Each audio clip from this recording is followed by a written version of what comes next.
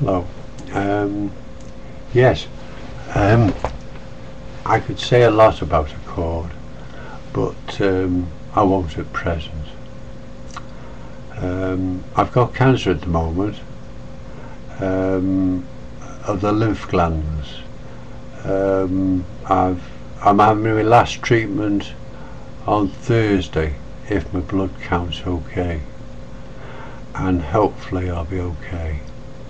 But this can be brought about by worry, and I've had nothing but so I am talking about a cord, aren't I? I've had nothing but that for nearly 4 years. Nearly 4 years. I've had aggravation that you couldn't imagine, and not just from the people below me in number 9, and Mrs. Hadlington and her son Carl Hadlington, and his children and their grandchildren, and her ex-husband's further children, whom they look after. They're running a kindergarten downstairs some weekends, but I have no say in the matter. I could agree with all this. Anyway, it's been quiet since I've had cancer. Perhaps they think I'm dying. They want to see me die. Well, I'm not going to die. No intention of dying. But what I wanted to talk about is more than home insurance. That's what I wanted.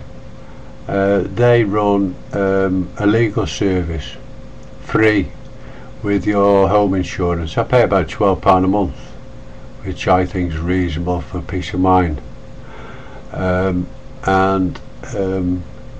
But I've never really claimed on it because the excess, you know, you have to pay £100. Like, so if you broke your kettle, you'd have to pay £100 to get your kettle repaired. You know, so it wouldn't really be well advisable, like, would it? But just to say that, like, I had a little dog here, little tiny Yorkie dog, and she was the best thing on the earth, like, but I loved her to bits. But she had damn, I can't forget. You forget things when you get old. She had diabetes, and I had to give her insulin, you know, each day, to inject insulin. She was alright, you know, and she was full of life. I loved her to bits. And she went blind, you know, she was going blind, and she didn't know what to do, and then she couldn't hold her, you know. Anyway, she did something on the carpet, like, you know, in a little pile she left there.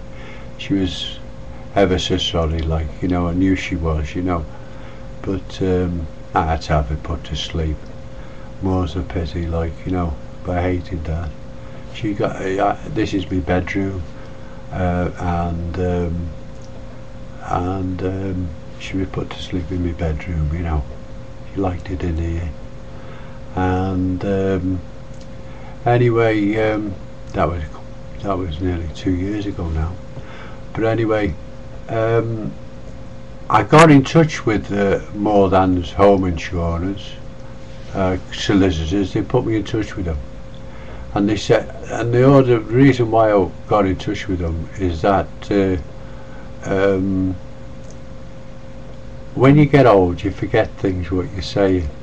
And why I said about the dog doing you know, something on the carpet is because I got in touch with More Than, and they said, oh, you'll have to pay £100 excess, like, you know what I mean. I said, oh, bugger that. I said, I'll try and clean the carpet. Eventually I did get it all off.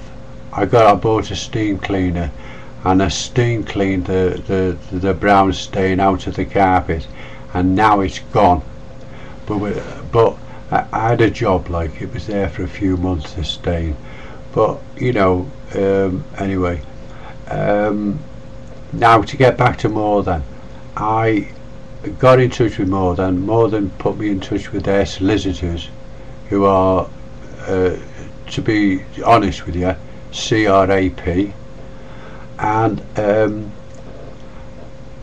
now I rang them. I spoke to a young lady, and she said, "Oh yes, we could do that."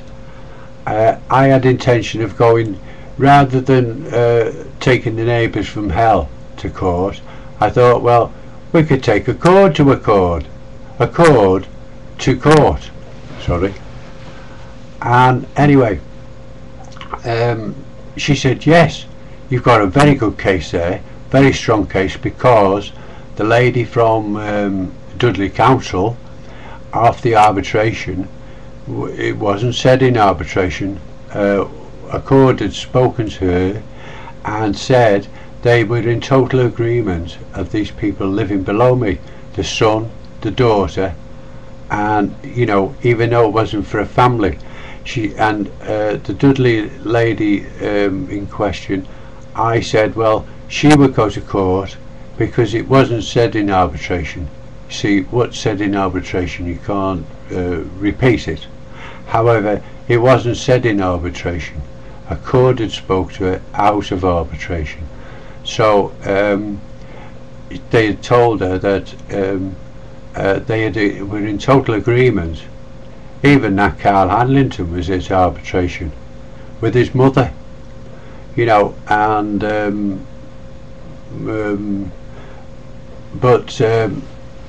anyway, the solicitors, what's name, they came back to me and turned round to me about a couple of days later and said, oh, you need to get someone to come in and record the noise. I said, I'm not complaining about the noise, I'm complaining about the treatment I've had with a cord and their policy. I said, I'm only going on that because they told lies to me. They never told me there was a family living there. I can prove there's been a family living there for 4 years. Well, 3 years plus, you know. And that's what I want to go on. They never told me that, so they told lies. When I moved here in 2005, December 2005, they never told me that there was a son living down there who was in his 30s with his mother, and they both work shifts. One works 6 till 2, one work 2 till 10, you know. So there was comings and goings. The son was coming out in at 1, 2, 3 o'clock in the morning, banging the doors, you know. That's where I wanted to go. That's what I want to address. The fact that the court told lies to me. They said it was a single person living down below, which was a total lie, and that the lady from Dudley Council could prove the fact that Accord Housing had told the lady from arbitration that if it had been a council property, they would never allowed it. So all I wanted to get at is the fact that Accord Housing, which is a charitable trust, was lied to me, barefaced lies, and that's why I wanted to get compensation in order to move away from here. And Morthan Home Insurance didn't want to do that for me, and as all I can say, that Morthan Home Insurance only consider those they put the people with business interests first, because I suppose Morthan Home Insurance solicitors said, oh well, we could get you to, you know, we'll take on this, or we'll get insurance off you and things like that. You know what I mean? It's just big business talking.